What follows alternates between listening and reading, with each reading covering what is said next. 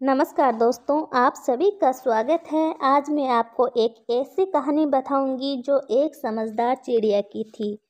एक राजा था और राजा के पास एक सुंदर सा आलीशान महल था और उस महल के अंदर एक सुंदर सा बगीचा था। उस बगीचे के भीतर एक खूबसूरत सा अंगूर का पेड़ था। एक चिड़िया वहाँ आती थी और रोज़ अंगूर खा जाती थी, लेकिन दिक्कत ये थी कि चिड़िया मीठे मीठे अंगूर तो खा जाती थी, लेकिन खट्टे खट्टे अंगूर नीचे गिरा देती थी। यह सिलसिला काफ़ी दिनों तक चलता रहा, लेकिन इस दृश्य को बगीचे का माली रोजाना देखता था। उसने उस चिड़िया को सबक सिखाने के काफ़ी प्रयास भी किए, लेकिन वह हर प्रयास में विफल रहा क्योंकि चिड़िया बहुत ही ज़्यादा समझदार थी।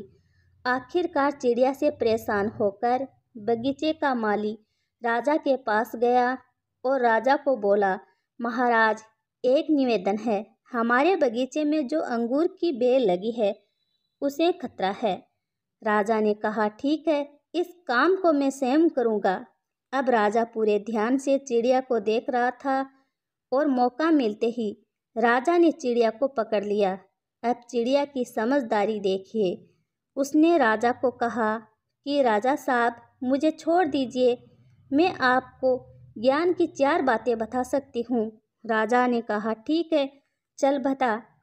पहली ये कि हाथ आए शत्रु को कभी नहीं छोड़ना चाहिए। दूसरी ये, अनजान बात पर कभी विश्वास नहीं करना चाहिए। और तीसरी बात यह थी, जो हो गया उस पर पश्चाताप नहीं करना चाहिए।